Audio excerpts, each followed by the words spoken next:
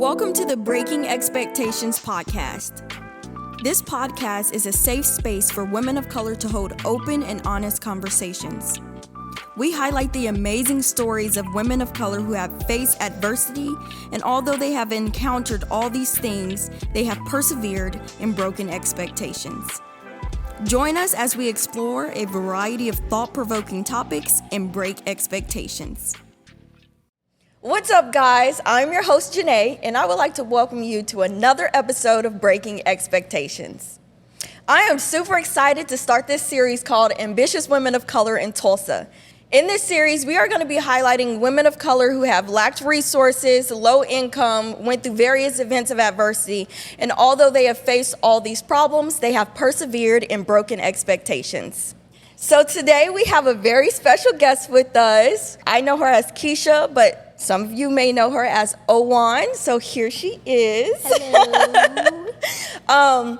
Besides being an amazing woman, she is also a midwife, a mother, a photographer, a business owner, and all of these things. So in today's episode, we are going to take a deep dive into the phrase strong black woman, and we're also going to take a look at the biases in healthcare. So Owan, before we jump into this, I would like to give you a chance to introduce yourself and tell us how you got into the healthcare industry. Yes, I'm so excited to be here. Thank you so much. Oh my gosh. So my name is Kesha, also known as Owan. Oh my gosh, I've been saying it wrong. I'm so sorry. I've been You're saying fine. Owan. It's Owan. Yes. Okay, y'all, Owan. If you're like me, I was saying Owan. My bad. I'm so sorry. Yeah, and that's a story for another day because people are like, where do you get your name Owan from? If you go by Kesha and all the things, it's like, just like we were saying just a minute ago, if you know me by Kesha, you can call me Kesha. If you know me by Owan, you call me Owan. So, okay, gotcha.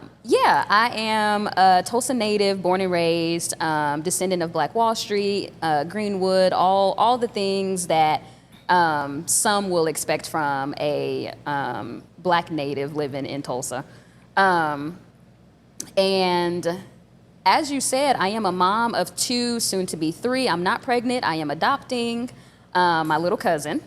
That is amazing. Yeah, I'm That's excited. Awesome. Like that's I call him my new son, but he's definitely my little cousin, and I just love him to pieces. Awesome. Attended his birth as a doula.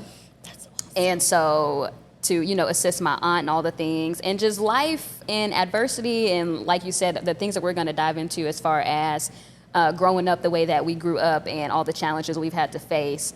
Those challenges, sometimes carry us into adulthood, and so that's how I ended up with my little cousin. But I'm excited. Aside from that, I am a serial entrepreneur. Aside from being a midwife, I also have a catering company. I started started my first business, if I'm not mistaken, when I was 19. Okay. Doing bath bombs and organic skincare and all that jazz. And so I've always had a knack for business and just a passion for being an entrepreneur and working for myself. I've never liked working for anybody else.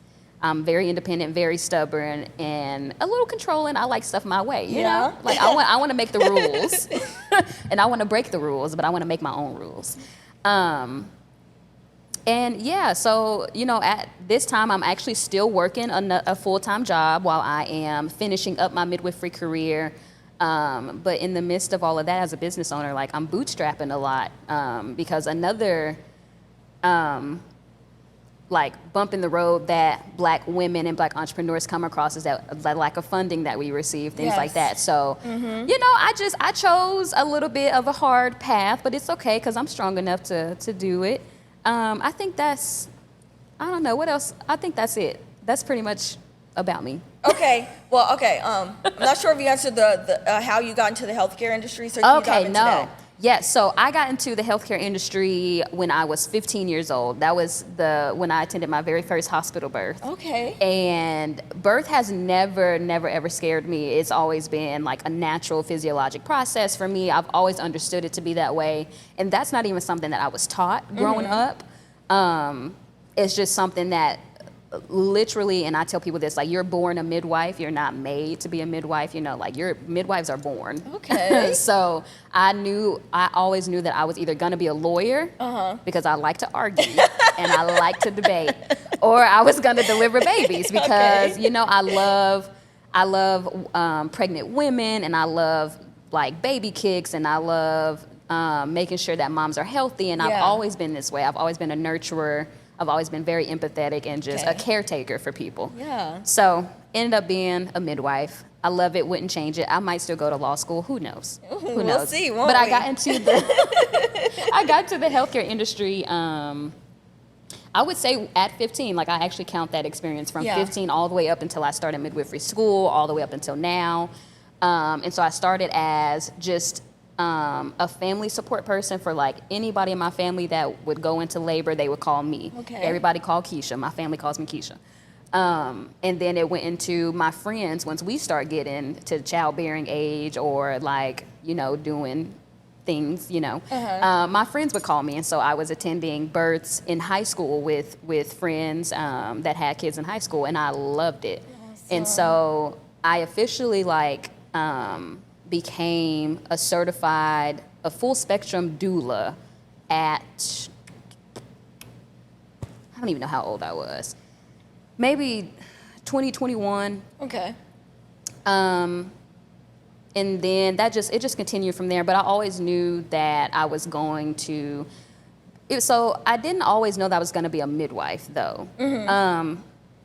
So after becoming a doula, I actually went to community college to get my nursing degree. Okay. And then I was eventually going to go to medical school to be an OBGYN. But my great grandmother, who I had lived with for a very long time, in high school, and this was even after she prophesied to me that I was going to be a midwife, I still was just like, but doctors make more money, and like, you know, I don't know where to go to be a midwife. And so like that process and becoming a midwife is not well known. And so it wasn't until like 2 years ago that I actually found out, okay, these are the steps you take to become a midwife.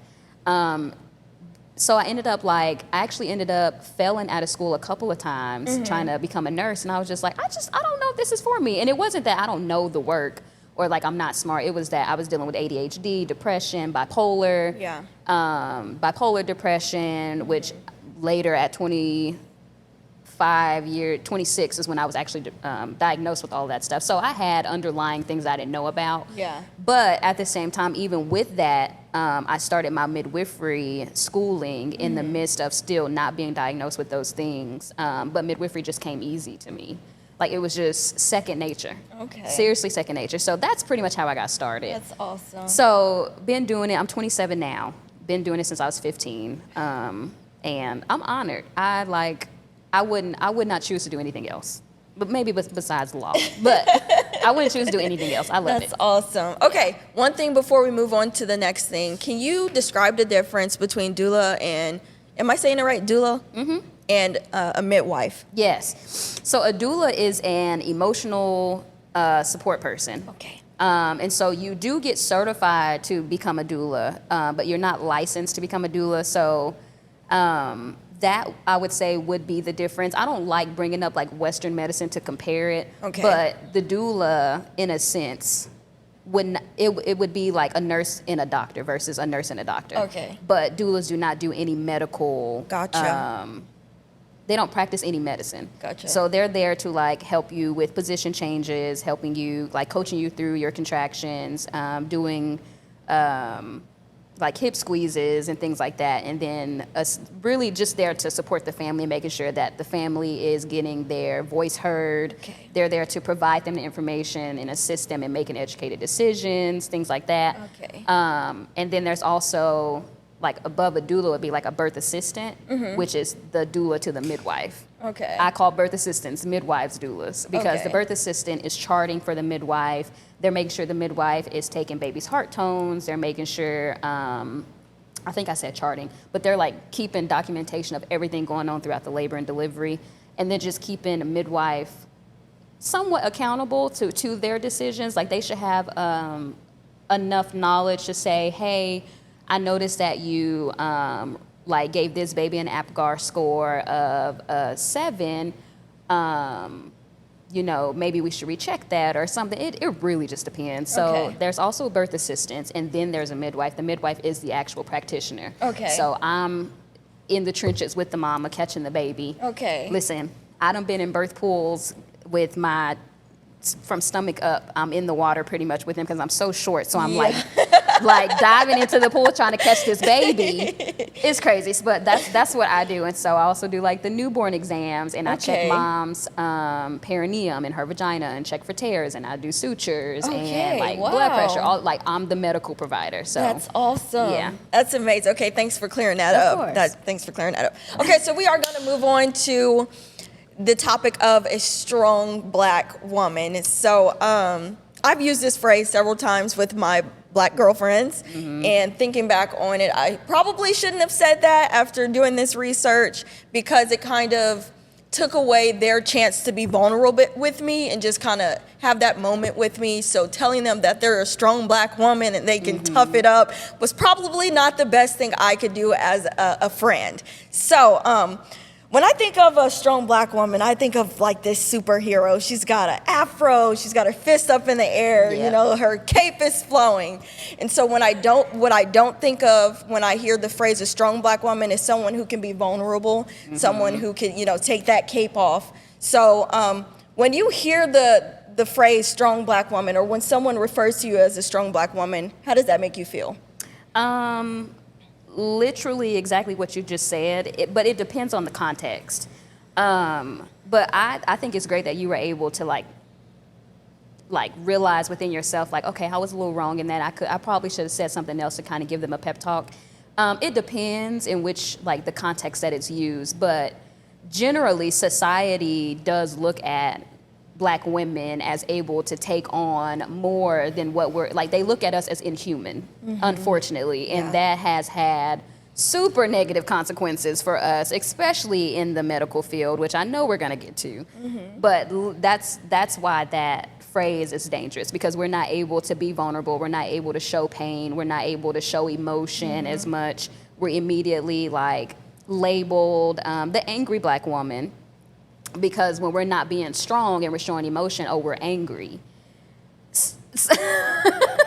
Exactly. You have to say nothing. So when I think of that phrase, or when somebody calls me a strong Black woman, I'm like, thanks, but no thanks. You know, like, and you know, lately on TikTok and just on social media, all Black women are like chasing after that soft life because we deserve that. And this just also brings, this brings up the fact that also I've been seeing a lot of social media posts about like women actually fought to work, and it's like, no, Black women have always worked. We didn't fight to work. I'm sorry, but that was white women, you know, that fought to have the same type of power and control. So like I've been seeing posts about like, I can't believe women fought to go to work, and it's like, well, hold up, pump your brakes, because Black women have always worked. We have always worked. We've always had to do things that other women have not have had to do. Unfortunately, and I'll say that for women of color in general. So well, yeah, when somebody calls me a strong Black woman, I'm just like, thanks, but no thanks, because that doesn't allow me or give me the opportunity to be human, to be a woman, to be vulnerable. But then if I am talking to another Black woman and she sees all the adversity and stuff that I'm going through and all the stress, and I got man problems and my kids stress me out and my job got me messed up, can we cuss? Yeah, go ahead. Okay, be you. Listen, be you. I curse like a sailor. Okay, homie, I curse like a sailor.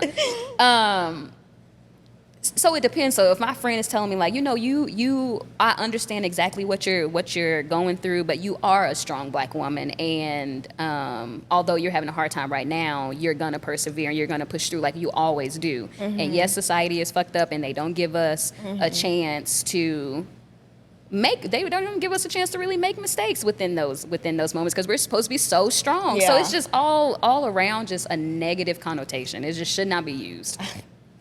Should not be used. Perfectly explained. Okay, I got another question for you. So how does the expectation to be a strong Black woman affect our mental health as Black women? Woo! Let me tell you something. So since we are talking about mental health, like I mentioned earlier, I have been diagnosed with bipolar depression, severe anxiety, ADHD, and OCD. I forgot about OCD. And I think because being Black, as a young girl, you are automatically entered into a society that is looking at you differently than other people. And so you're literally raised with the stigma that like you have to be 10 times as good as others to get the recognition you deserve. You have to carry yourself a different way, or you'll be victim blamed for whatever unfortunately may happen to you, you know, and then we're over sexualized and all the things from a very early age. Oh my goodness. So the toll that takes on our mental health is just, I really can't even put it into words. Yeah. It's something that, like, unless your mother and your father are aware of those stigmas, and unless, like, just the people that love and support you and are around you are aware of those stigmas, in order to protect you from it, then you're most likely going to encounter it, which in turn will affect your mental health, because you feel it. Like, it's an energy surrounded by you as you walk out the door every single day. You know, as a Black woman, even down to our hair. Yeah. Even down to our hair. Like, we going into a job where we feel like we gotta press our hair. We gotta have straight hair to be taken seriously, to be, you know, otherwise we're gonna be called a Nubian queen. And it's like, come on. I almost said the N-word. I ain't gonna say it. But excuse me. Yeah. You know, so stuff like that just takes a really heavy toll on your mental health, because it's like, we can't even just exist. And you get mad, you know, just talking about it, because she was like, yeah, I done had that happen. And I used to be, Lord, I'm only 27, but I have lived multiple lives by now, and it's so funny.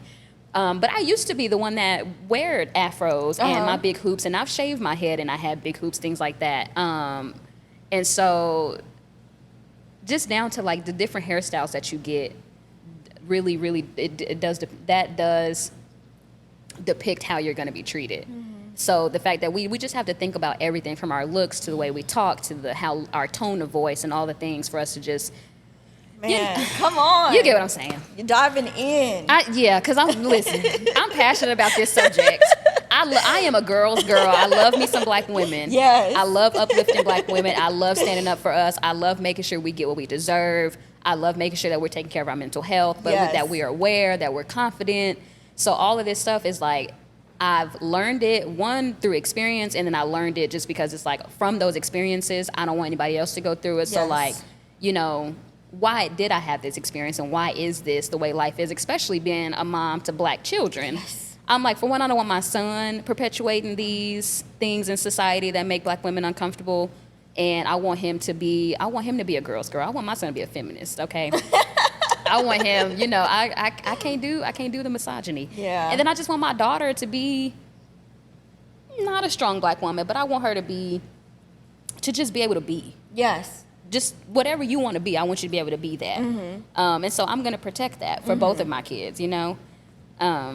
So yeah, I'm so passionate about that. Oh my gosh. I hope that answered your question. Oh, it did. Okay. It did. Because I done forgot the question as I started talking. I was like, now, wait a minute. No, you did. Okay, let's see. Oh, I did want to say, when you were touching on the hair topic, I know we both experienced this, but whether it's in class or at a job, to where you come in with a new hairstyle and they're like, oh, almost didn't recognize you, or I like the new hair today. I like the new do. Like, listen, I went to a predominantly white high school, and I ain't gonna say their name, but oh my gosh, when I first started at that school, it was 6th grade. I came with blue and black braids. So I went from a girl being raised in North Tulsa, the hood, around nothing but Black people, you know, blackity, blackity, blackity, black, to being like one of 3 Black students in a predominantly white school. And so when I came with my blue and black braids, they were like, who is this girl? How did you do that? What is going on? Yeah. And just, yes, even from jobs, things like that. And I call out to work to get my braids. I'm pretty sure I did for these.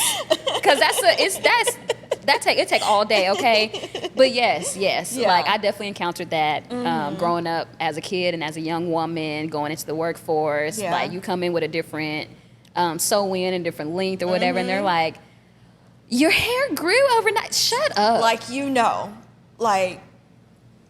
Come on now. I think it's jealousy though, because we could split up. We not split up. We can switch up our hairstyle as often as we want to, and our hair is not gonna break off. Sometimes it would. Well, now, you know, depending on where it's depends. Like, don't be bleaching your hair every dang week, but you can switch up your hairstyle just about as much as you want to, and still look good. Yeah. good. There is not, I don't think, one hairstyle on that doesn't look good on black women. Yeah. I'm sorry. Like, I don't know. People might disagree. Yeah. But I can't think of it. Can't think of it either. We can pull it off a lot. Shave our head. We can grow our hair. We can wear a wig. It can be straight. It can be an afro. It can be curly. Whatever. Yeah. Blonde. We can wear blonde and kill it. So. Okay. All right. Okay, so what is a way we can celebrate being vulnerable within the black community? Because I feel like you say, there's this expectation to be strong as black women. So how can we, instead of celebrating being strong, how can we celebrate being vulnerable? What are ways we can go about doing that within our community? I actually think that starts with black families and the black community allowing little boys to cry and show emotion. Because I don't know, like, and I think, yeah, that's gonna have to encompass everybody. I think we would have to start with allowing little boys to show emotion and be vulnerable and cry, but then just kind of helping them to navigate their emotions. So I definitely am a positive and gentle parent, or at least I try to be. I'm not perfect. I don't pop my kids a couple times. I can admit that, you know? But as far as it comes with emotions and things like that, I'm just like, oh my gosh, you're having some big emotions. Like, you have to pity kids, you know, to let them know, like, it's okay for you to show emotion, but let's see if we can walk you through them, teach them how to problem solve their emotions, because by not doing that, you're teaching them to bottle it up, and then it comes out in violent or unhealthy ways, and then now they addicted to substances, and now they hitting on people and all the things. So it starts at an early age, and I think it does start with little boys. So yes, like with my kids, especially with my son and now my little cousin, I'm like, hey, you're having some big feelings. Let's see if we can calm them down just a little bit so we can get your thoughts in order. So let's count down from 10. Let's take some deep breaths, and then can you use your words and tell mommy what's going on?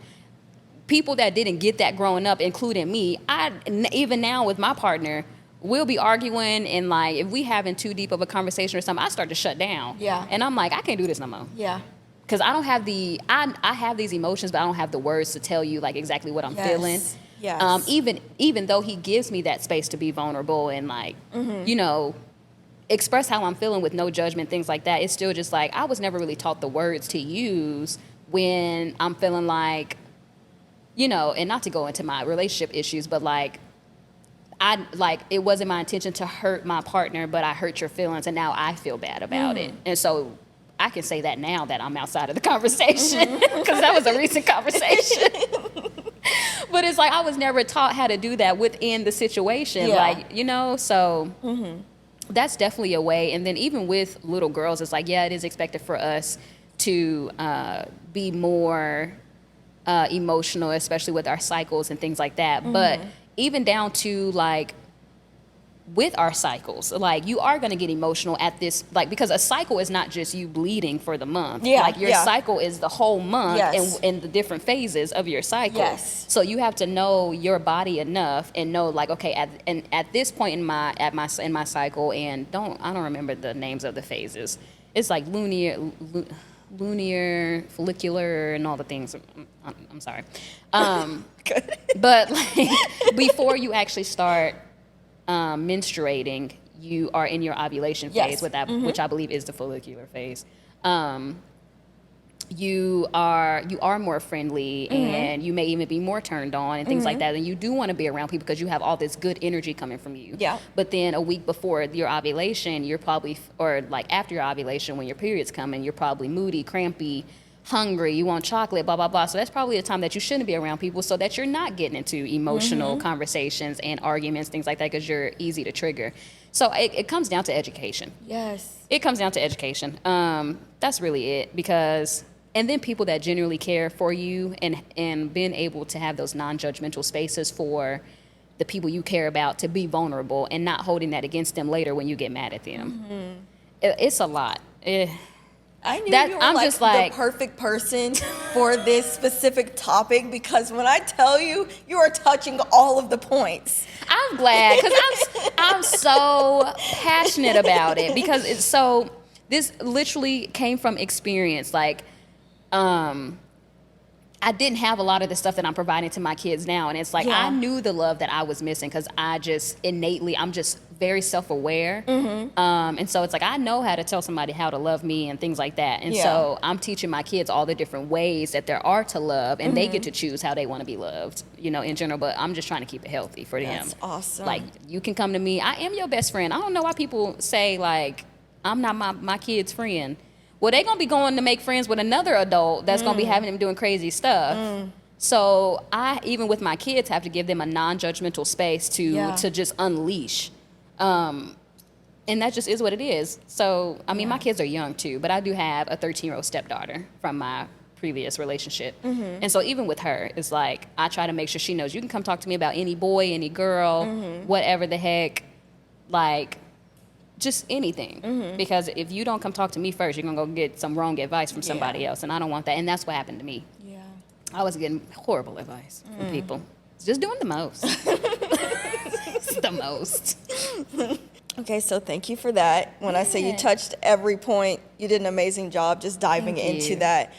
So now we're going to talk about the biases in the healthcare system. So personally, I've felt that whenever I've been to doctor's appointments or dentist appointments or whatever it is, I felt like my appointments were rushed through and that I wasn't getting the attention I felt I deserved. And I don't know whether it was because my color, my gender, the type of insurance I had, whatever the case may be, I just felt like I wasn't getting that attention that I deserved.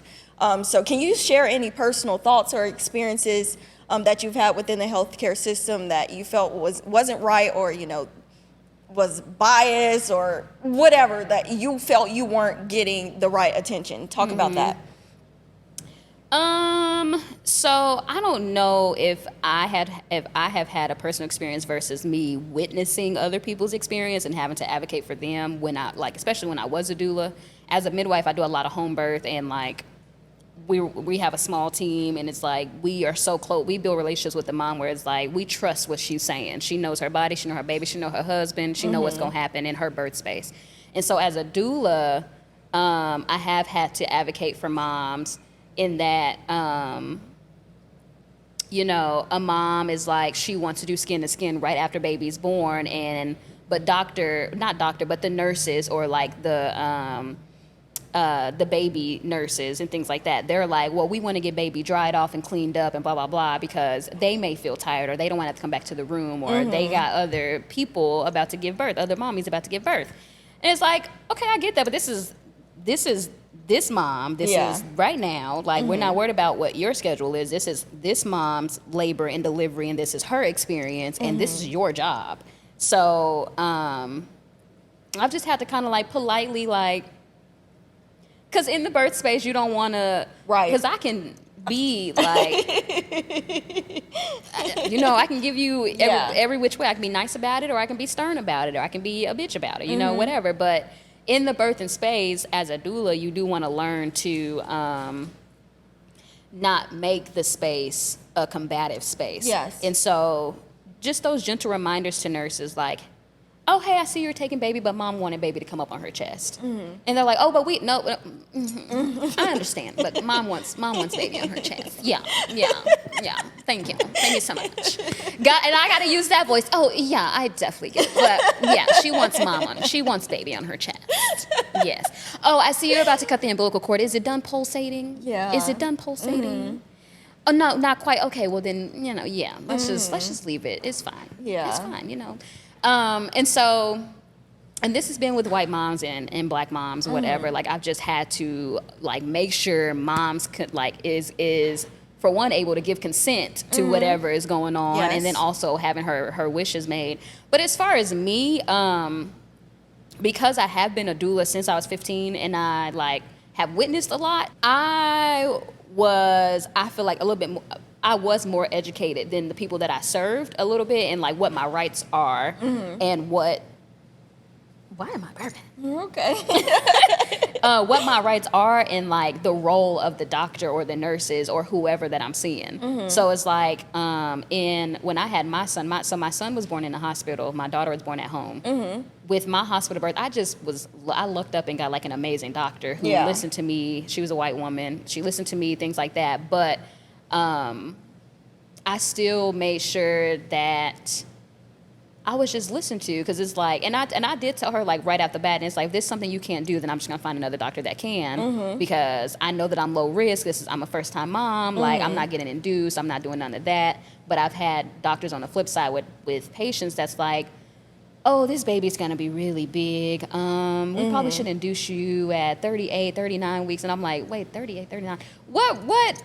Why are you saying the baby is big? Like, give the mommy the actual facts and why you're saying the baby is big, and give her a chance to go and do the research, and then y'all come back and make it a conversation. It's never a conversation with doctors. It seems like they're telling you what they're gonna do. And so me having that education, I never had anybody tell me anything. I always told the doctors what, and I always encourage my clients to tell the doctors what it's going to be and what it's not going to be. And even as a midwife, I'm telling my clients, you tell me what it's going to be and what it's not going to be. I'm going to recommend, because I'm the professional and I did study to do this, but you also are the most knowledgeable about your body. Yes. Especially if you are a multi mom where you've had multiple births. Yeah. You know how your birth and your sure. labor is going to go. So you know what you can tolerate, whatever. And so I do know that a lot of it is due to bias. There have been studies about it. There are statistics out, blah, blah, blah. Like, we know now, everybody knows now, because of the documentary, hopefully that everybody's seen, Aftershock, where they were here filming in Tulsa, and Tulsa has some of the worst Black maternal mortality rates and Black fetal maternal mortality rates. And this is due to a bias, especially being in the Bible Belt, where they feel like, again, we're strong Black women. We don't have the same pain receptors as white women, and we don't feel as much. And we can take it. Like, we can take it. Like, they still, in a way, look at us like those strong slaves that were able to take lashings and be out in the field all day and night, or, just the whole nine. So it is due to some biases. And there have been studies written and published that said they questioned medical students about, do you think, it was just like, how do you think a Black woman's pain tolerance is compared to a white woman's? And dang near all of them, unless they was Black, said, yeah, Black people can take more pain. We don't believe that they feel, Black people don't feel as much pain as white people. And that's you're touching on something we're going to hop into after this. You're already touching on it. Because it's a lot of biases. Yes. It comes from racism. It comes from stereotypes. Yep. It comes from prejudice, all the things. And it's because they were raised that way to believe that way. And then it just carries on into the medical field because that's the career that they chose. And so they already don't look at us like we're humans. We're superhuman to them. So a mom could be like, yo, these contractions freaking hurt. And they're like, oh, you're just at a 3, you're just at a 4. No, that shit hurt. And then it'd be the nurses that ain't never had kids themselves. Yeah. And it's like, have you ever had a baby trying to come out your coochie? The shit hurt. That's what, you better wait to have kids. Yeah. It hurts. Wait, stay way over there. Yes, I definitely think that there's some bias. And there's not enough DEI trainings and biases trainings and stuff in hospitals. I definitely think there needs to be more. I do think midwives are a part of the solution. Doulas are definitely a part of the solution, because there also are biased midwives out there. So it's not just, it's not, it's all the way around. It's a systemic issue more so than like, it's a systemic, and it's a person. It's person by person. Yeah. Yeah. Okay, so what is one thing healthcare providers can do to make sure Black women feel safe and heard within these spaces? Come on, let us have it. I think being more so if they don't know if they have these biases, then trying to figure out what biases they have. There are tests out there, like there's personality tests. You can discover what your biases are. So if it's something you're passionate about and you're like, I don't want to inflict pain on anybody, let alone specifically not a black lady that's already coming in scared. So if that's what you want to do, then find out what your biases are, your underlying biases, your overt, covert, whatever. Like, just find out, like, do some self-discovery. And then also be up to date on the statistics for, Black women and families and children, and just how different our bodies are compared to, I'll say everybody else's. so that you are more knowledgeable, because there are studies out there that say like like black women tend to have more high blood pressure, things like that, in labor, or just throughout pregnancy, things like that. So just being aware of those things. Thank you. Just being aware of those things, being more aware of those things, and you can still be professional as a doctor or in the healthcare system or as a midwife or whatever, but building those genuine relationships to where like you, for one, are not just doing the job for the money or the pay that is given you, but because you actually do care about these people. But I think it starts with finding out what your biases are, and then we can go from there, because people do not want to acknowledge that they have a bias. They don't want to admit that they're racist, like none of the things. And you know what? And it's like, as much, yes, you can get a lawsuit filed against you for saying, I don't want to accept any black clients. But I would prefer for somebody to be outright be like, I'm racist. I don't want to deal with your kind. For real. Please go find another doctor. Please. Say less, baby, because you ain't about to kill me because you don't like me. Say less. So if people could just be honest, oh my gosh. But as a midwife, what I do, I have a like 90-something page client binder full of information, general information, outside of like special or emergency situations that I know as a midwife, and I'm sharing that with my clients. So it's like, you have information at your fingertips just like I can. So if you disagree with a decision that I'm giving you, you are empowered to question that and say, well, why do you think that? Or why do you think that's what's best for me? And I welcome those conversations. So being welcoming of that conversation of somebody questioning you, even if you feel like they don't have as much education as you, well, gear them up with the education, because that'd be the thing. It'd be people's egos, and they're like, I don't want people questioning me about my decisions. Like I went through 8 years of medical school and blah, blah, blah. And it's like, that's fine, but you still don't know everything, and y'all still be Googling. Doctors still be Googling. Midwives Google. Like, we're human. It's not capable for us to hold all that information. So just being more open. But I'm also a very spiritual person, and I'm very, very... People would say, I think people that are close to me would describe me as more naive than anything, because I believe in a utopian society, and I think that everything is all rainbows and butterflies. I do keep a little cognitive dissonance between some things because it would drive me mad, but I'm still aware of it. But I do think that if people just did the work on themselves to actually be better people, it would just in turn make life so much better for everybody. Like, oh my gosh. And if you still, after you do that work, decide you don't like black people, don't work with us. Don't work with us. But I think that's what people could do. That's a good answer. I like that. Thank you. Okay. We're going to move into the next section. You already touched on this, but we're going to touch on it some more. So I'm going to ask you 3 true or false. Don't just try not to look at the screen. Looking. Okay. I haven't looked at my time because I'm like, I don't even want to read it. You already know you're going to get them all right because of what you've already said previously. But okay. So I'm going to ask you 3 true or false questions. And if you get them all right, you and our listeners will get a chance to win a % off ambitiouslymadeshop.com. Ambitiously Made is a proud sponsor of the Breaking Expectations podcast. Ambitiously Made is an online boutique for women aging 18 to 35 who love shopping online. We provide a variety of products including hand-pressed t-shirts, hoodies, 2-piece sets, and dresses. Be sure to visit us at ambitiouslymadeshop.com and follow us on Instagram at ambitiouslymadeshop. Come Through Tulsa is a proud sponsor of Breaking Expectations. Come Through Tulsa is the studio that produced this podcast. They do everything from filming to recording to editing. Be sure to book Come Through Tulsa when starting your new podcast. Come, THRU, Tulsa.com. You ready? Yes. True or false? Physicians are twice as likely to underestimate a black patient's pain. Definitely true. And I don't know if it's even twice as, I feel like it's 100 times more. No, I'm kidding. Yeah, it's definitely true. Ding, ding, ding, ding, ding. I already knew you were going to get that one right. True or false? If a medical provider has false beliefs about biological differences between blacks and whites, it can influence how they treat a patient's pain. Definitely true. Ding, ding, ding, ding, ding. Definitely true, because wait a minute. I'm gonna let you finish. No, I ain't gonna expand. No, But go yes. ahead. Go ahead. Yeah, yes, because that's where the whole, like, they don't, something in they stupid ass brains just don't think we got the same pain receptors or something. And I'm like, I really do wanna, I love diving into people's minds. So I actually want to sit with somebody that did that study that said, you know, why they think black people and black women don't feel as much pain, to discover, like, why do you think that? Right.